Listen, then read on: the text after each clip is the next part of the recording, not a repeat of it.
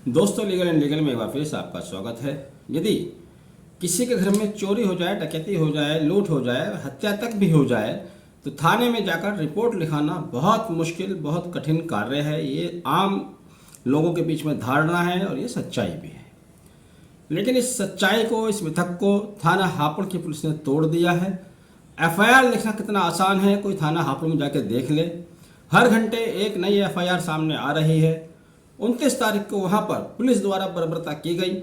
निहत्थे वकीलों को सर फोड़ दिए गए, महिलाओं को नहीं छोड़ा, सीनियर एडवोकेट्स को नहीं छोड़ा। सड़क पर चलते चलते काली और सफ़ेद पैंट देखकर वकीलों की बुरी तरह से निर्मम तरीके से पिटाई की गई।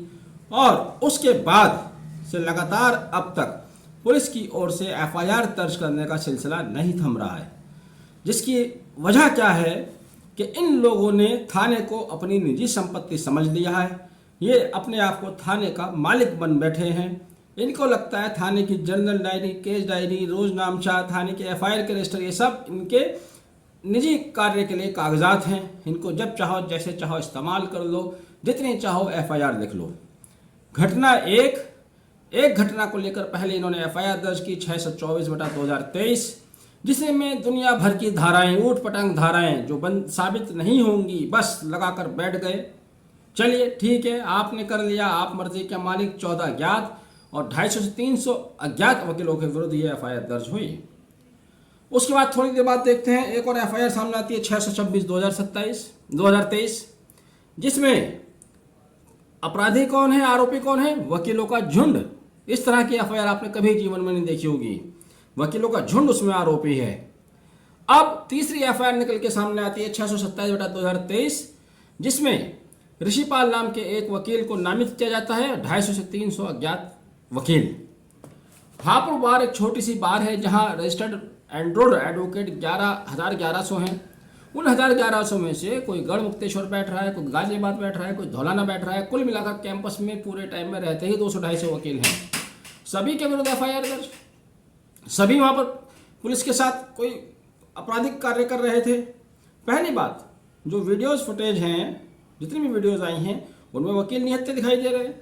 लाठी पुलिस बरसा रही है, ढूंढ के पुलिस मार रही है, बंदूकें पुलिस तान रही है और उल्टा वकीलों के खिलाफ एफआईआर पर एफआईआर दर्ज किए जा रहे हैं। उत्तर प्रदेश शासन ने पुलिस को पूरा समर्थन दिया हुआ है, पुलिस को पूरा हाथ है, तभी इन्होंने तुरंत एसआईटी का गठन कर दिया।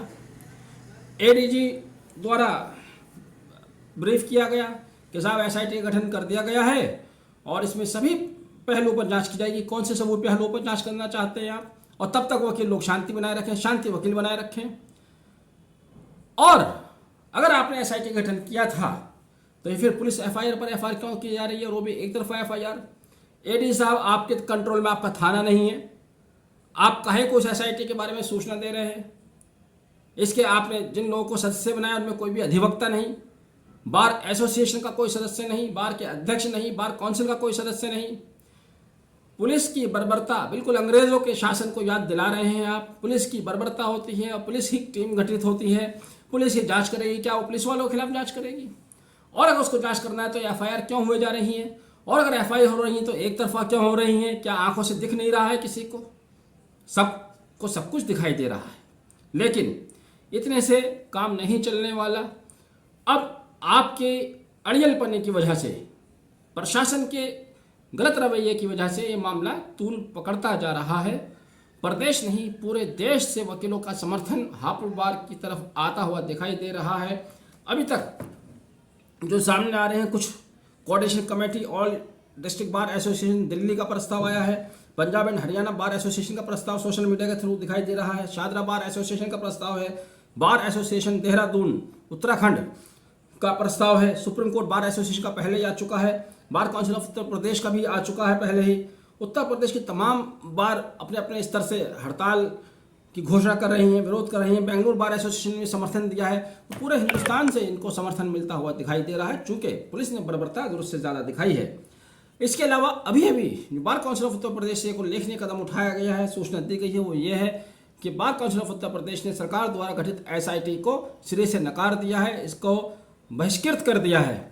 चूँकि जैसा मैंने शुरू में कहा, पुलिस ने बर्बरता की, पुलिस अधिकारियों के खिलाफ जांच करेंगे। ये कैसा न्याय है? आपने वकीलों की तरफ से कोई सदस्य उसमें नामित नहीं किया, तो उस एसआईटी का bar council of Uttar Pradesh द्वारा बहिष्कार कर दिया गया है।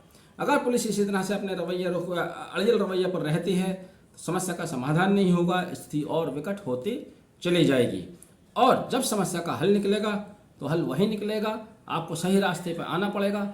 यहाँ से समाज के लिए भी एक संदेश है, अगर पुलिस वकीलों के साथ इस तरह से अत्याचार कर सकती है तो समाज के साथ किस तरह से करती होगी, लोगों को किस तरह से प्रताड़ित करती होगी।